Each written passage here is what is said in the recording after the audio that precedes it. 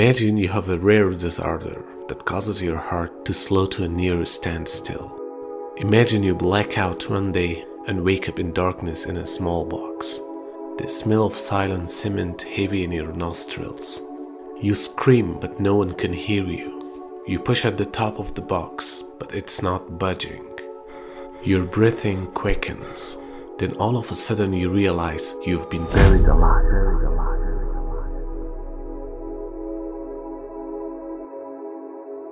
Cases of being accidentally buried alive date back to the 14th century when the corpse of philosopher John Duns Scotus was reportedly found outside his coffin with bloodied hands.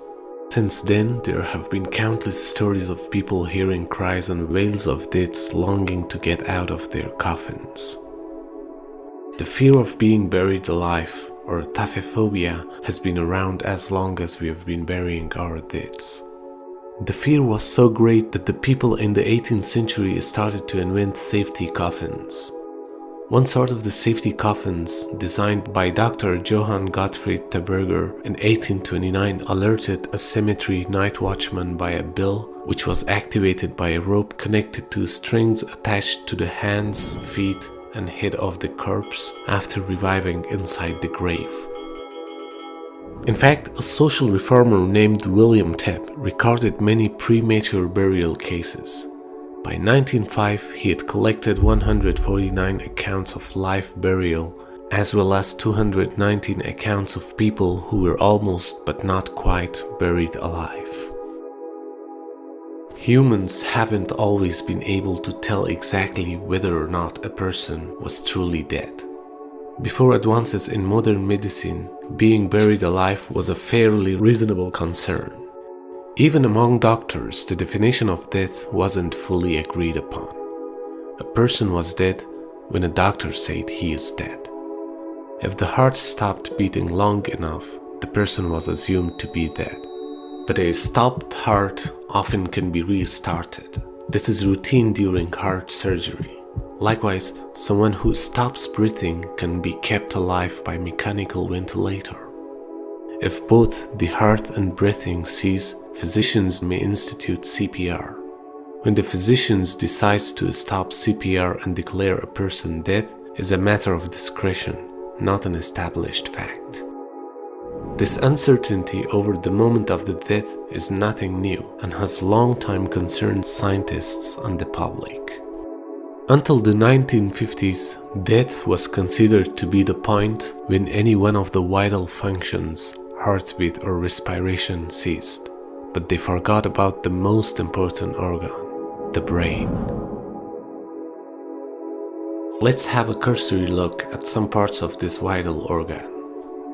The brain is composed of three parts: the cerebrum, which is the center of thoughts, memory, and sensation; the cerebellum, the function of which is to help maintaining the body's sense of balance; the brainstem, which is the main control center for breathing, the heart, and blood circulation. If cerebrum or cerebellum dies, the patient is able to live an abnormal life, which is called a vegetative state.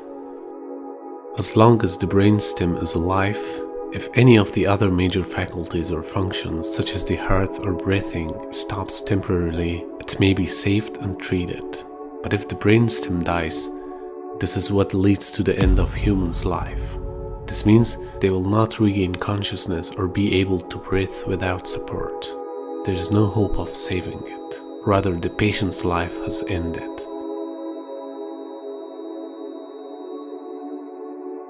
It wasn't until 1959 that the two French neurologists Maurice Goulon and Pierre Malaret changed the definition of death by defining it based on neurological criteria instead of cardiopulmonary criteria.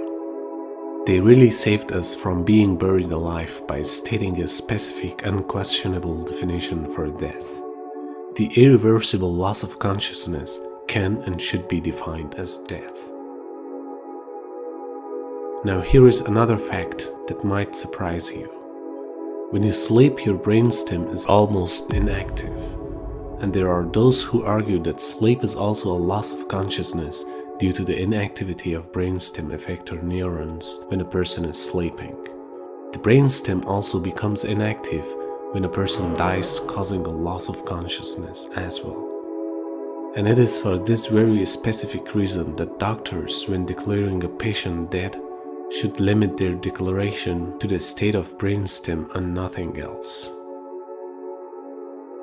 Furthermore, it was discovered by McCarroll and Sinton in Scholarpedia in 2008 that when we sleep, the effector neurons in our brainstem becomes hyperpolarized and have nearly no action potentials, nearly as if the brainstem died.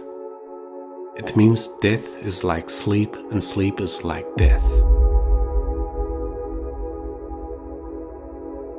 While that might seem like identical definitions, there's one minor difference. Loss of consciousness during sleep is reversible, while loss of consciousness due to death is irreversible. And this is how beautifully Quran described this fact 1400 years ago by describing consciousness as a synonym for the soul.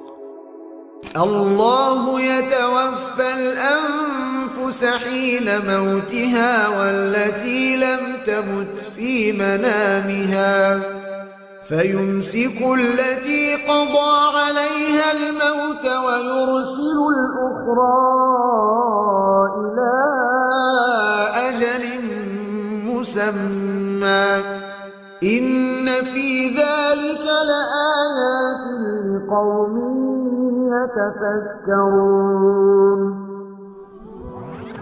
It is Allah who takes away people's soul upon their death and the souls of the living during their sleep. Then He withholds those for whom He has ordained death and returns the souls of others for an appointed term. There are certainly signs in this for those who reflect.